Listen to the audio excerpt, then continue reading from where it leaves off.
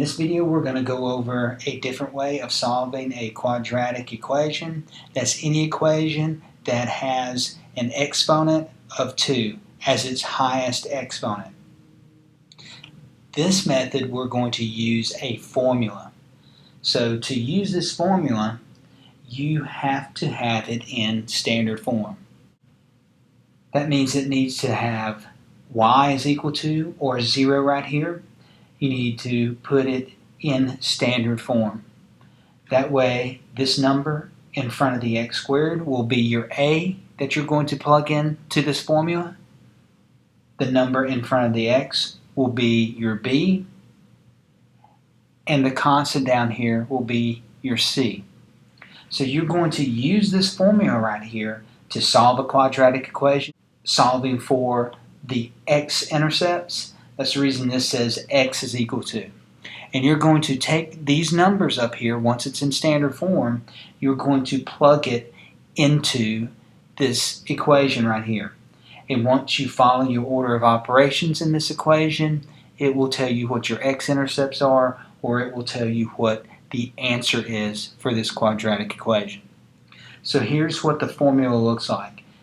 This is what you're solving for. X is equal to negative b.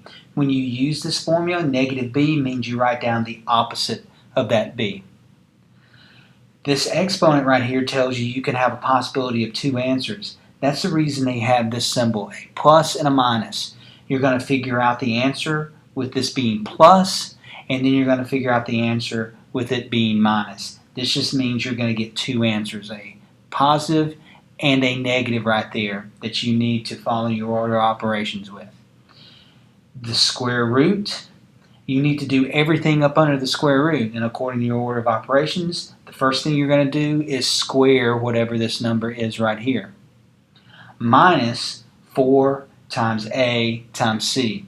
What I'm going to do is I'm going to take a times c and multiply them together, put it in the parentheses right by a 4. All this is going to be divided by 2 times a. Whatever your a is, you're going to plug it in there and multiply it by 2. This is your quadratic formula. A lot of students, once they get used to using this, like using this formula better than they do factoring or any other method, because it will usually work for almost any quadratic equation, and you simply plug the numbers in there, do the math, and it will give you what the answer is. This is going to be our first example. We're going to use the quadratic formula to solve this quadratic equation right here. Remember, this is going to be your A, this is going to be your B, and this is going to be your C. I'm going to start plugging numbers into this equation right here. It starts off with negative B. Negative B is the opposite of this B. So the first thing I want to write down is 12. That's me taking negative 12, plugging it in there, it becoming a positive 12. Plus, minus, the square root. I'm going to take 12, according to my formula, and square it. 12 times 12 is 144. Minus 4 times a times c. I'm going to figure out what a times c is. I'll look at my a, what number is in front of this x squared, that will be a 1, and what's my c? 20. 1 times 20 is 20. Divided by 2 times a. 2 times a, what number is in front of this x squared? That will be 1. 2 times 1 is 2. So as I plug those numbers in there, there's a couple things I did. Negative b means the opposite of my b. I went ahead and squared b. I went ahead and multiplied a times c and put it right here. Now when you're asked to show your work, this is the minimum I'm showing you that you need to do. If you put more, that's fine, but this is the minimum, because there's more work I need to show, and I need to show as much work. The more work you show on these, the more credit you'll probably get when they ask you to show work. I need to do everything up under this square root symbol. That means I need to take these two and multiply them together. 144, and then what is negative 4 times 20? Negative 80. Now, if you're doing these problems and you happen to get a negative number up under the square root symbol, you know you've done something wrong.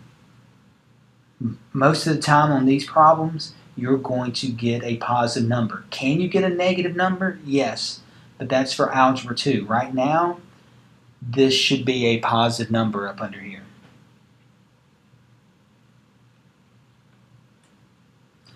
(144 minus 80), 64.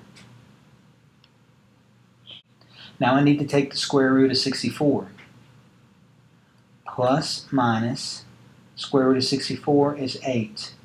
Here's how I'm going to get my two answers.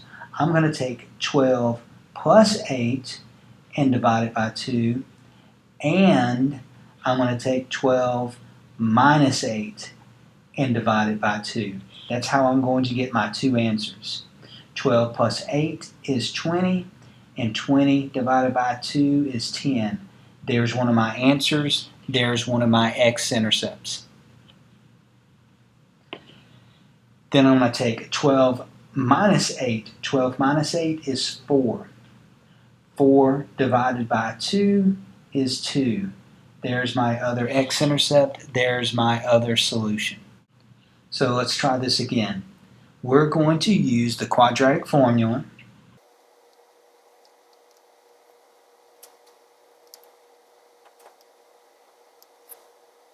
I'm going to use the quadratic formula to solve this, to figure out where the x-intercepts are. This is my A, this is my B, and this is my C. Negative B. The opposite of positive 5 is negative 5. That's negative 5 plus minus the square root. I'm going to go ahead and take B and square it and write that down. B is 5. 5 squared, 25. Minus 4, I'm going to multiply A times C together. A is 3, C is negative 12. 3 times negative 12, negative 36. All divided by 2 times 3. Negative B plus minus the square root, 25. Now I need to take negative 4 and negative 36 and multiply those together. A negative times a negative is a positive 144. I'm going to go ahead and multiply 2 times 3 together and get 6. Negative 5 plus minus the square root, 25 plus 144, 169. I need to take the square root of 169. The square root of 169 is 13. Negative 5 plus minus 13 divided by 6. This is how I'm going to get my two answers. I'm going to take negative 5 plus 13 and divide it by 6, and negative 5 minus 13 and divide it by 6. Negative 5 plus 13.